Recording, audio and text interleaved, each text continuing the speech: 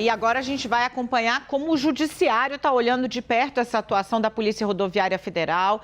Ela entregou ao STF um calhamaço, gente, de quase 800 páginas com informações sobre as multas que foram aplicadas aos promotores desses bloqueios ilegais em rodovias. Nesse mesmo documento, porém, a PRF pede mais tempo ao Supremo para organizar os dados. Vem para cá o Theo Cury, que está lá acompanhando isso de perto. Fala, Theo.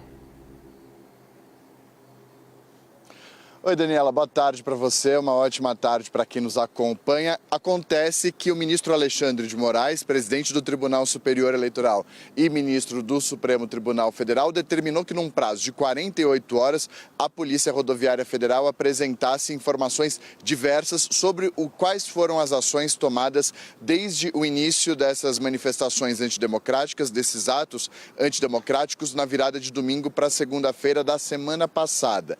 Deu 48 horas para apresentar, por exemplo, a relação de multas aplicadas a veículos e a pessoas, a proprietários de veículos que estão fazendo essas interdições, essas paralisações, impedindo o ir e vir das pessoas nessas rodovias, nessas estradas por todo o Brasil. Era um prazo de 48 horas, chegando perto do prazo, eles enviaram um material bruto, vamos dizer assim. São 784 páginas, com tudo o que Alexandre de Moraes determinou, fez nessa ordem dele ao diretor-geral da Polícia Rodoviária Federal, Silvinei Vasquez. Então, não deu tempo, de acordo com a PRF, de organizar de forma adequada para passar as informações da melhor maneira possível para o Supremo Tribunal Federal. Por isso, para não ultrapassar, exceder o prazo estipulado, determinado pelo ministro Alexandre de Moraes, a PRF mandou um material totalmente bruto, são 784 páginas. E aí diz o seguinte, são 784 páginas em que detalha cada notificação que foi emitida pelos agentes da PRF até o meio-dia de domingo, de ontem. Pois bem, essa lista traz o tipo de infração, localidade, placa do veículo e o proprietário, tudo que o ministro Alexandre de Moraes havia determinado.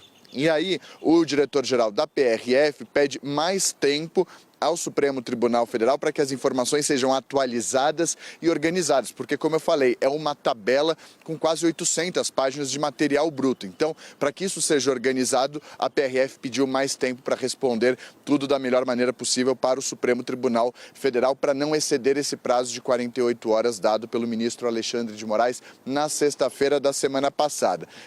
Entre os números apresentados pela PRF, ao longo do dia 30, o dia do segundo turno das eleições, 3.733 policiais estavam em serviço.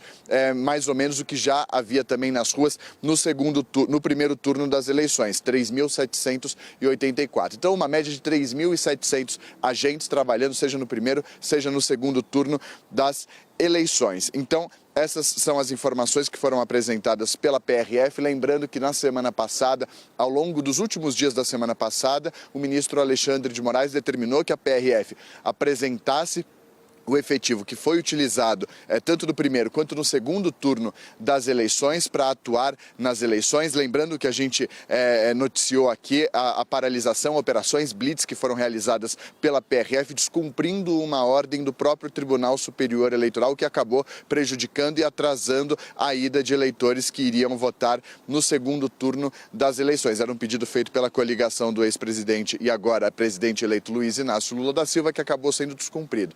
Também durante essa semana, e a gente finaliza, o ministro Alexandre de Moraes, isso no final da semana passada, determinou que a Polícia Federal apontasse os líderes dessas manifestações antidemocráticas, e a PF também deve apresentar nos próximos dias todas essas informações ao Supremo Tribunal Federal. Só retomando agora, a PRF deve, nos próximos dias, então, caso o Alexandre de Moraes aceite, apresentar detalhadamente, de maneira mais organizada, todas essas informações requisitadas pelo ministro. Eu volto com você. Valeu, Theo.